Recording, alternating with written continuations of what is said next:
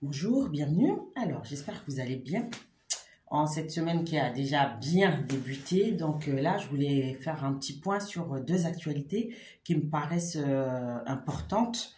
Donc d'abord, la mort le 9 février dernier de Robert Badinter. Donc Robert Badinter, c'était un grand avocat qui était ministre de la Justice et qui a porté devant le Parlement le combat ayant abouti le 9 octobre 1981 à la promulgation de la loi portant abolition de la peine de mort. Donc, ce combat était porté à partir du moment où l'un de ses clients impliqué dans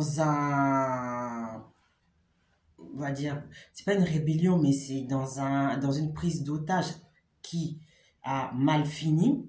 Il s'appelle Bontemps. À l'époque, c'était son client. Il a été exécuté.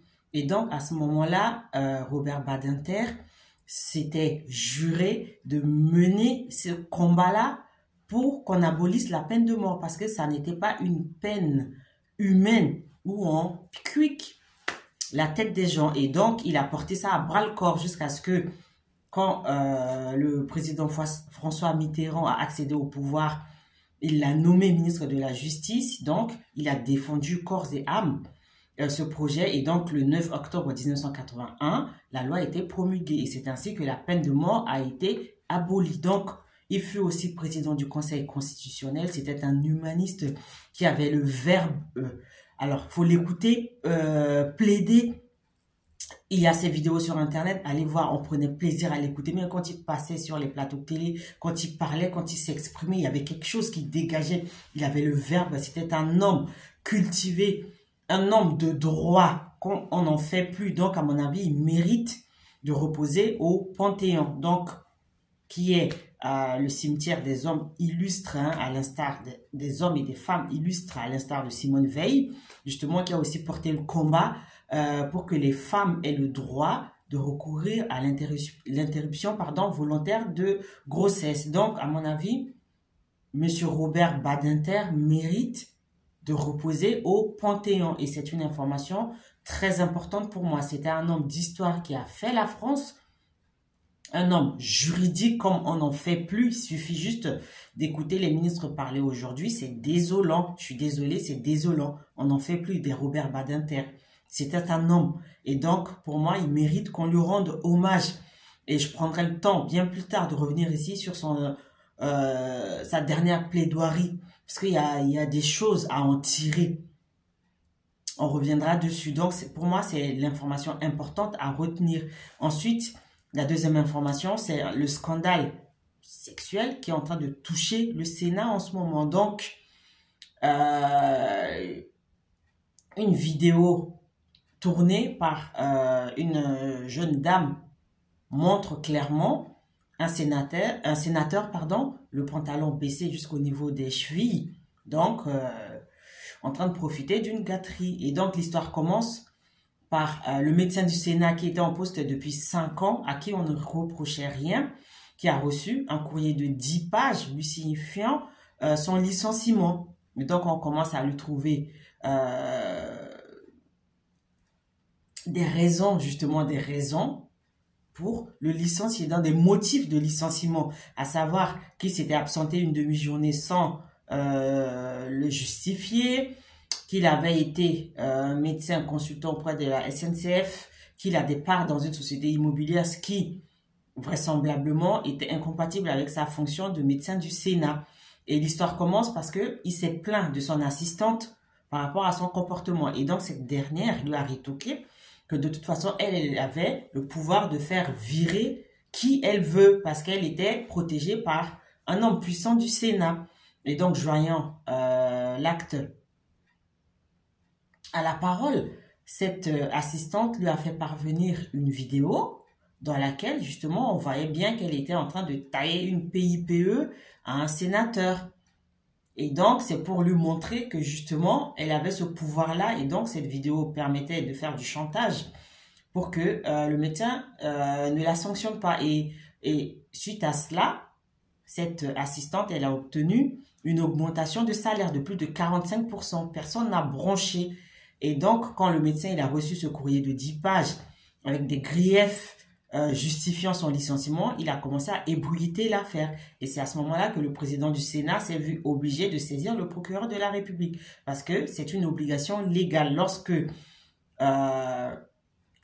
personne dépositaire de l'autorité publique a connaissance d'un crime ou d'un délit, il est obligé, en fait, cette personne est obligée de le signaler au procureur de la République. Et donc, quand l'histoire allait sortir dans la presse, c'est là que le président du Sénat, Gérard Larcher, s'est dépêché de saisir le procureur de la République. Parce que lui, il a eu la vidéo, mais il a tué l'affaire depuis 3 mois.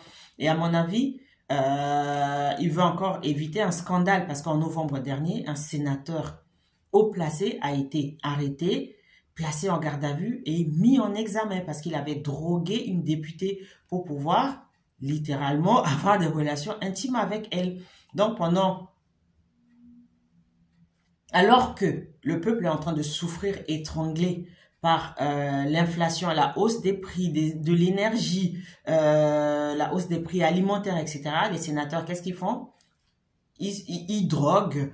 Ils se font des petits plaisirs au sein du Sénat. Je ne sais pas si vous vous rendez compte, le Sénat, c'est la chambre haute du Parlement. C'est le corollaire de l'Assemblée nationale. Le président du Sénat, Gérard Larcher, c'est le deuxième personnage de la République. C'est-à-dire qu'aujourd'hui, si le président de la République venait à être indisponible ou empêché d'exercer ses fonctions ou d'être en incapacité d'assurer son rôle de président de la République, c'est le président du Sénat qui va diriger la République, qui va diriger la France.